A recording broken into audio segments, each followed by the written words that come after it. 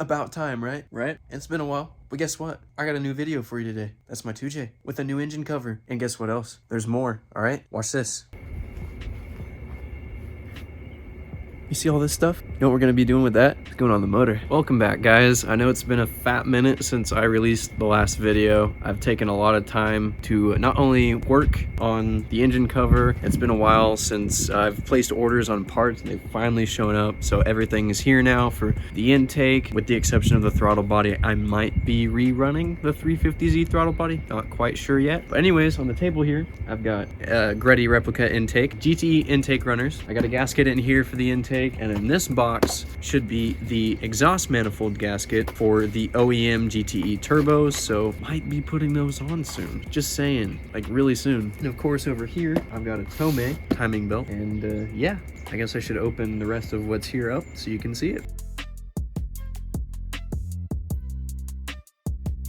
All right, now that I've got everything unboxed finally, I'm just gonna go over everything on the table here. So this is the intake gasket. This is a Siki, I guess that's how you would say it, Siki Manufacturing intake manifold gasket. And this material is more of a plastic. It's not metal like the OEM one. The reason for that is it keeps the air temperature cool. You don't want the heat from the engine cylinder head getting into the plenum, because metal to metal contact will transfer heat. It just conducts, and this prevents metal to metal contact, and therefore keeps the air that goes in the engine cooler, letting it run more efficiently. These are the GTE exhaust gaskets right here for the exhaust manifold. This is the Greddy intake manifold, or plenum I should say. So that's the plenum itself. There's a fuel rail that came with it. There's some vacuum hoses here. Obviously the gaskets, this little Greddy logo is gonna sit right in there. And then all the hardware and all that good stuff over here. And I actually do have a video of me taking this out of the box, so I will go ahead and insert that right here. Alright, so I've got another package here. I am not quite done with the engine cover yet, but I figured I'd go ahead and get this filmed and show you guys what else came in recently.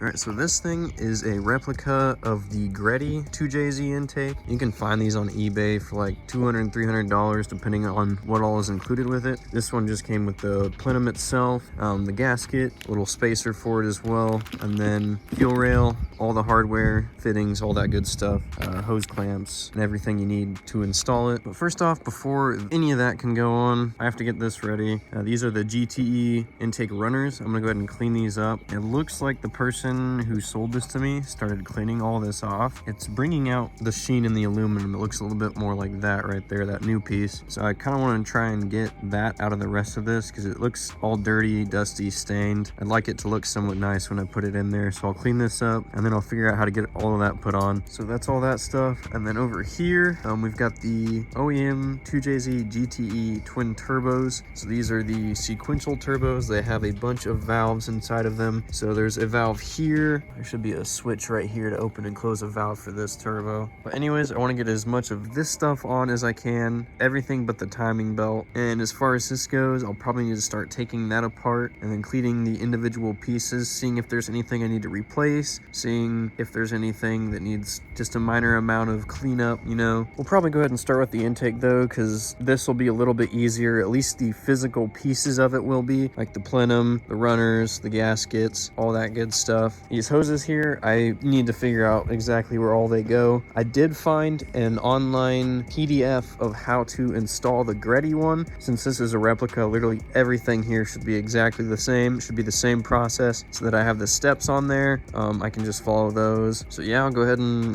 just get started. Might as well.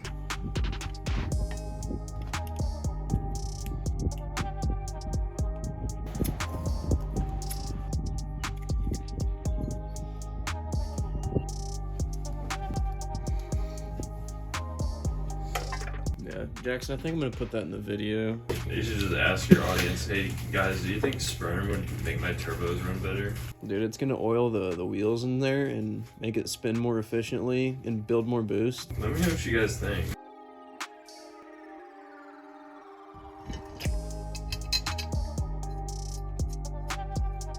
So quickly, while I'm in the middle of this, I just want to say that before I put the intake on, there is a gasket that goes here. I don't have it yet, so I'm not going to put it on. I'm going to put everything together, and when that gasket gets here, I'll slip it in between. Not slip it in, I'll have to take everything apart actually. But the time being, I need to clean this off because this piece came in, it has corrosion all over it, even as a new part. So I'm going to sand everything flat. It should do its job at sealing pretty well once it's put in there with the gasket. All right, so I just got done sanding all the corrosion off. You can see the dark spots here and there. So all that is smooth now. There was a little bit of a roughness where they had milled it. It's also smooth there now. So this should seal pretty good when it goes up here. If you ordered the eBay kit like me, you're gonna have these bolts. So in the Greddy installation manual, it says that you have 7 of these. You don't in this one. You only have 4 and 4. The long ones are for something else. You want to use these short ones, and I'll show you why. So on the back of this guy right here, you have 4 indentions, and these set in it. So you're gonna want your 4 of these to be in the same spot on here and here. To make it easy, it's gonna be that hole, that hole, that hole, and that hole that you need to put these bolts through. So I'm just gonna go ahead and set it up here and get these started. To tighten them down all the way, you'll just need, I think this is a 6mm Allen key. Shouldn't be too difficult to find one of these. They're pretty common and cheap if you don't already have one. And by the way, Greddy recommends to torque these down to about 14 foot-pounds. I'm just going to do them hand tight because I will be taking this all back apart later. And by the way, the gasket in here that goes between this plate and the intake runners here will be the part number right here up on the screen. Now something else I'm going to do before I put this piece on, because that's what's next. As you can see, there's a flat spot there, a bump right there. There's some rough edges down in here, flat spots there, and then all the way over here, there's a bunch of, I don't even know what you would call this, just splatter from the casting. I'm gonna smooth all that out because I don't want any of that to inhibit airflow as it's passing through these pipes. This piece was pretty well cut. It could use a little bit of trimming, but I'm not gonna worry about that one. But this is kind of major, so I'm gonna clean that off and then I'll go ahead and put that on there. Okay, so it is the following day. It is not the same day as the previous clip. Hold on, there's an airplane. Anyways, I've done some modification to this thing. First of all, I sanded the surface flat right here because it had some machine marks in it. And then, like I said I was gonna do, I ground all the bores of this clean and smooth. Got rid of all the splatter from the casting, all the flat spots and whatnot. So all those are smoothed out. Right here you can see that I have a fitting. The camera's reversed, so you can't read that, but that's the fuel pressure regulator valve opening, I guess, or nipple. I'm gonna call it a nipple because that's cute. And then I've got a couple other fittings right here fitted up. I've noticed that I'm having issues figuring things out because this intake was designed specifically for a Supra, and the Greddy instructions don't really tell you what all you need and don't need for a different car, because obviously they're assuming it's going in a Supra, not a 350Z. So for the time being, I'm kind of struggling to figure out what exactly I need to put on this. So I've got these 3 fittings here. The big one is the idle speed control valve. The one that's taped over on the top there, that's for the brake booster, which I can send a vacuum hose over the brake booster on the 350Z. No biggie. And then these 2 extra little nipples right here are for pretty much anything. They're just extra. I labeled boost gauge and boost controller vacuum because that's likely what they'll end up as. And if I don't use them, I've got little block off things I can stick in there to close the little ports. Regardless though, for the brake booster, I'm gonna need a fitting of some sort. The kit didn't come with anything that screws in there, because for the Supra, you use the fitting that comes with the OEM lines for the brake booster, and you thread it in there. Obviously, I don't have a Supra, so I'm gonna have to find something to fit in there. And also, these screws are supposed to fit inside those recesses there and there, all the way across. And if I set it up here, this is difficult to do with the camera in my hand. Anyways, there's a gap. So they didn't drill out enough for that to sit flush against the adapter plate. I've got to recess those even deeper in order to fit around those hex bolts, first of all, which that's going to be fun. Don't really know how I'm going to do that quite yet. And something else I'm kind of worried about is that somewhere, yeah, right here, there's a hole opening. That's for the intake air temperature sensor. So obviously here again, I don't have a Supra. I don't have that sensor. I can't just pop it off of an intake manifold and thread it in right here. I'd have to get a new one. A new one is about $100 though. So what I'm thinking instead, and this is only hypothetically, is that I can use the throttle body from the VQ30 VQ35 and the mass airflow sensor from the VQ35. So the mass airflow sensor from the VQ should control air intake temperature. It should monitor that, as well as a numerous amount of other things. The throttle body is also drive-by-wire, so I won't have to put the throttle cable bracket up here or anything like that. The only downside is that the VQ35 bore is probably smaller than this, so it would be restricting airflow. In that sense, I could probably use like some Infinity where they have a larger bore, but it's still a drive-by-wire system. I'll have to look into it. And over here in the VQ engine bay, there's the throttle body, and this is the computer for the drive-by-wire and whatnot. And so this is my engine intake. And so what I'm thinking is I can probably cut this off and reuse this, so that way my mass airflow sensor from this car can be reused on the 2J, and I can also use that throttle body if it'll work. I'll probably need an adapter plate for those bolts to fit it up against the neck of the intake plenum for the 2J. Anyways, what I'm hoping that this sensor can do is monitor air temperature. I think with the combination of this and that this can handle idle speed control, so I shouldn't need a control valve like the 2J has. If I run this and that, they should be able to compute that themselves. And this thing should also be able to handle cruise control because it's electronic. The computer does all it for me. I don't have to set it with a cable. And lastly, I'm hoping this can handle intake pressure as well as air temp. So if it can do all that, then I'll be good. But I will have to look up and see exactly what this thing calculates and what that thing does first. And while I'm out here, I might as well say that this right here is the brake booster vacuum line. So this is the brake booster. This vacuum line goes up here and it routes all the way through the back there over to the battery.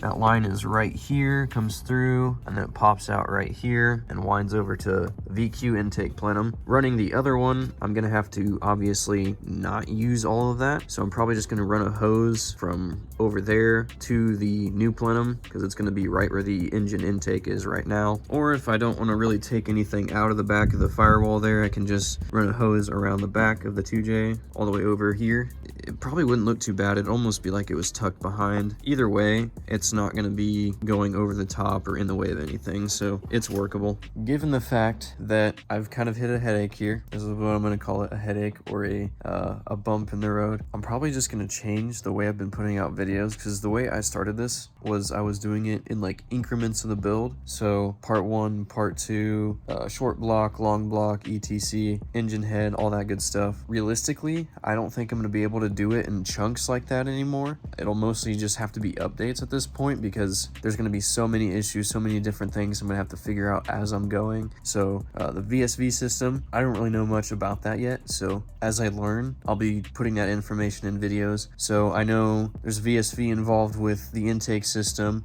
with the turbo system, all that. That's going to happen at different times as it's going in. Obviously, there's things I'm not going to know about until the engine is actually in the car. Things are going to get updated well after this point too. We'll be finding things here and there, so I think just from here on out, I'm going to be doing shorter updates. That way, I'm not making you guys wait as long for the next video, and you know, I'm not pressuring myself to put everything together as fast as possible. It's just going to have to go slowly in increments. So unfortunately, that's kind of like not how I wanted it to be, but it's probably better in the long run. It'll still be just as educational and in-depth as it has been. It's just not going to be as much information about one specific thing per video. It's going to be a little bit here and there versus how it was before. Anyways, I'm going to keep cranking on the intake, and then I should be able to start messing around with the turbos a little later once I get to a stopping point on this. So we'll get to those soon.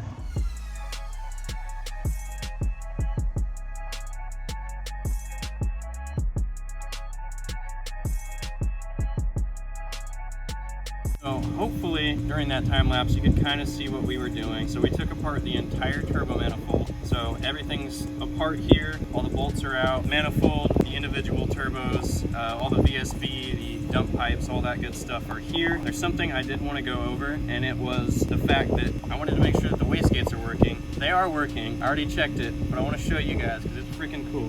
For 1 second. So to make sure they were functional and they were working properly, just some compressed air. Watch right here. Now that one's working right there. And on this bad boy,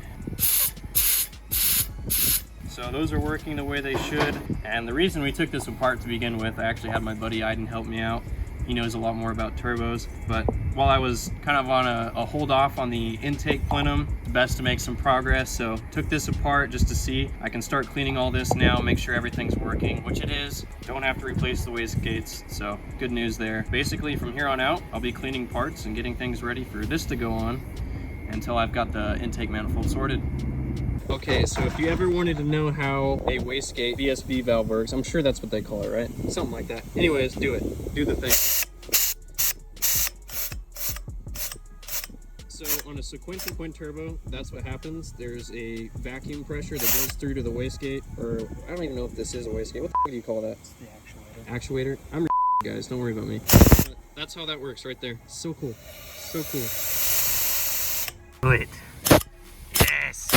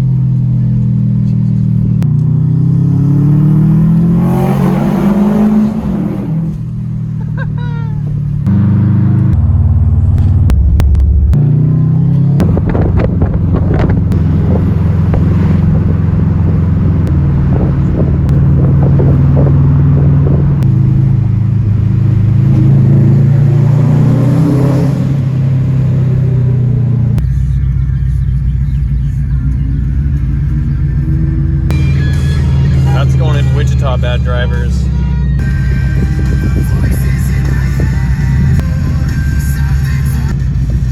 It's a Buick with blast pipes and a slammed Accord.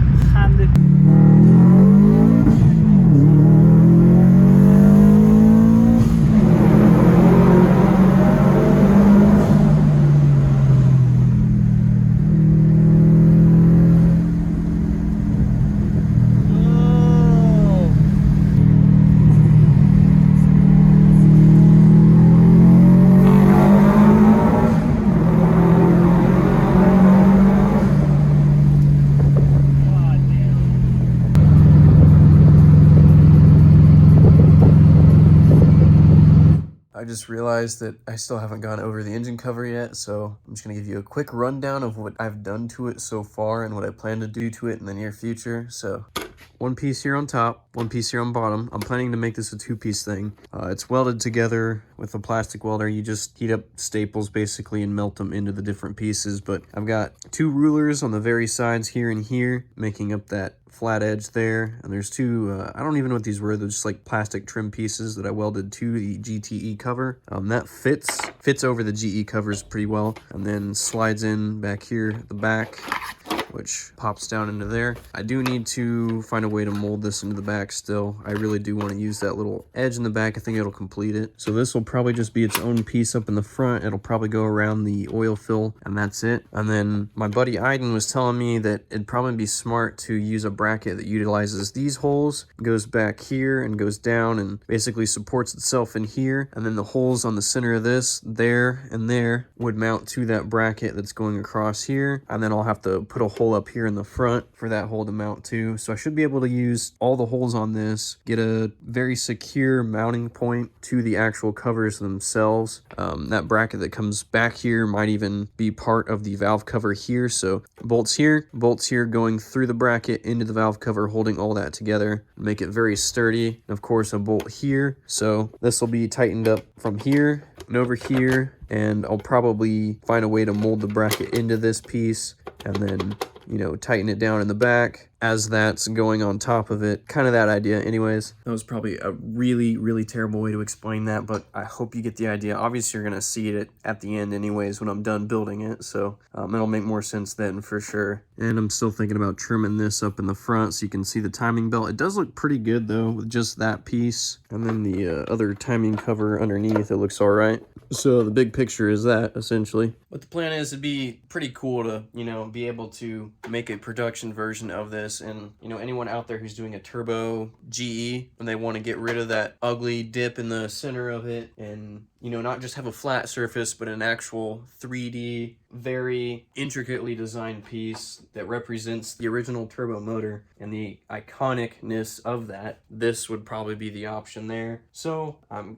gonna try and do my best to make it like a production quality piece. So it's gonna take more time. Obviously I thought I would have had this thing way done by now, but you know, things happen. So only can get so much done at a time, but I feel like it's coming along. I think it looks good. I will say I do have a couple of things left I want to do to it still. I need to fill this in. That way there's not just a gap right behind the oil fill, and fill that gap in there for the same reason. And I do want to radius this thing here, or at least give it an angle that goes up and then back down the same way it does right here. I want to smooth this out so it's a nice transition from that edge to the flat surface right here. And ideally I'd like to make a oil fill that raises high enough so that when you're taking this on and off, you're not scraping your knuckles against the edge of that. So I'll probably just find a way to make this thing taller if I can get it to go in. Instead of down there, it'll be sitting about right there. And I can probably design something that's a little more attractive than your standard just flat oil fill thing, but we'll see. And also, while I've got your attention, I did want to take the time to ask, because I know I've not been putting out videos super consistently as of recent, and I would like to do more videos, but I'm starting to think maybe doing content about other things too would be better. Maybe doing reviews of cars, going to car shows, taking videos of things like that, maybe going over my friends' cars. Just let me know what you guys want to see, because I'll try my best to do it. Honestly, I'd like to do more videos and spend more time doing this, and ideally I'd much prefer this to be a job at some point. So I want to put some effort into it. Just, you know, leave me a message in the comments saying, hey, I want to see this. I'll be like, all right, I'll give it a go. That's of course if it's realistic. I feel like the majority of my videos have been more than anything educational, but I also want them to be exciting for you guys. That way you continue to watch them. And honestly, I personally don't feel like I'd be satisfied just doing the same thing over and over and over. Like, I need variation when I'm editing, you know what I mean? Yeah, just let me know. Like, I'm open to ideas. The only thing I've got on my watch right now is time. And you know how it goes now. As always, make sure you guys make the rest of your day a great day. Peace out. See you guys in the next one.